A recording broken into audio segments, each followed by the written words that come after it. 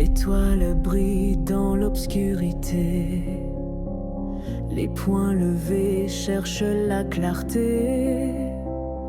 Sous les bottes du pouvoir troublé, le feu des cœurs ne peut s'éroder. Debout au fond de la galaxie, des chaînes tombent dans un cri uni. L'espoir court à travers les ombres, un feu sacré que rien ne plombe.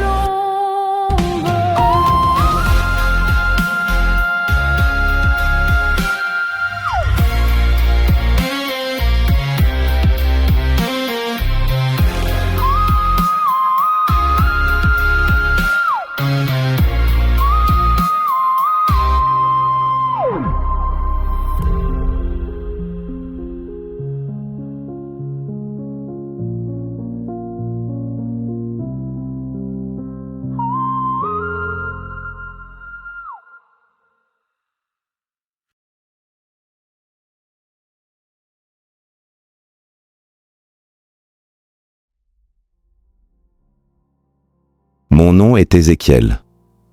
Je suis le chien de garde du grand prêtre Arras. Je suis né sous le régime du sevrage, ce que les rebelles appellent l'esclavage. Mais pour nous, les graciés, le sevrage est une bénédiction. Car le sevrage, c'est l'ordre et la justice face au chaos. Après la chute de Genesis, chaque planète conquise par les Yamnaya, autrefois territoire des fils de Wei, est désormais dirigée d'une main de fer, soit par un roi, soit par une reine Yamnaya appartenant à la confédération des 13 planètes, jadis royaume florissant de la race noire. Les Yamnaya sont biologiquement plus grands que les fils de Wei. Généralement, les souverains Yamnaya sont issus de la branche aristocratique et noble des Yards, et très rarement de la branche militaire des Raskas. Les Nayas, quant à eux, ne s'occupent que de la vie religieuse et spirituelle des Yamnaya. Le pouvoir, ils l'ont déjà, car c'est souvent le grand prêtre ou la grande prêtresse d'une planète qui assure l'intérim lorsque le trône est vacant. Ce sont également eux qui intronisent les rois et reines Yamnaya au nom de Yamnar. Sans l'appui de l'église de Yamnar, aucun souverain ne peut monter sur le trône. L'œil de Yamnar est un système de surveillance sociale massif, connectant numériquement tout et tout le monde dans les mégalopoles telles que Jéricho, afin de contrôler la population. Les groupes rebelles comme la Main Noire refusent d'être connectés à ce réseau et vivent dans l'underground ou dans la zone sud de Genesis, appelée le Sheol.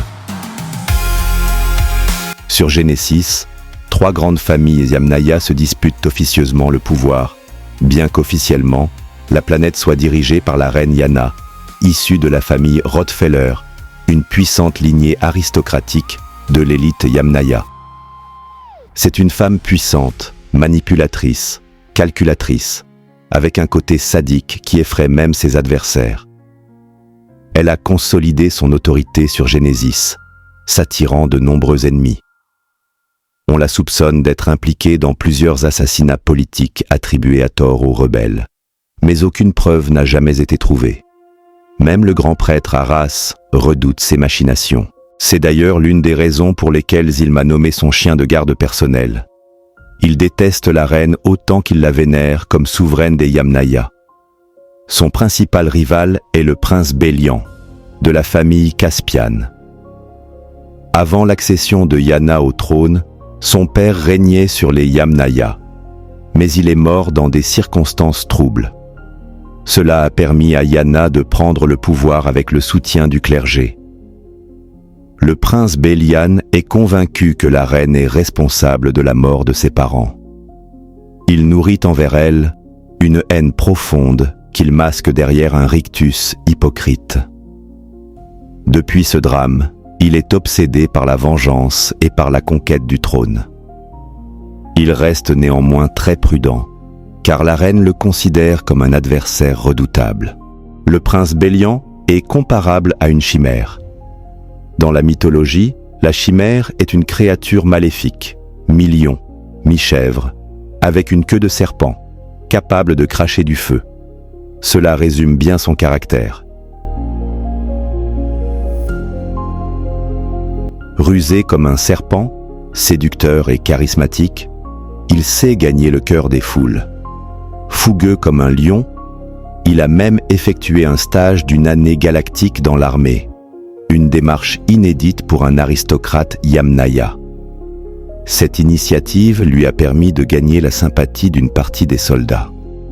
En revanche, du point de vue religieux, c'est un comédien.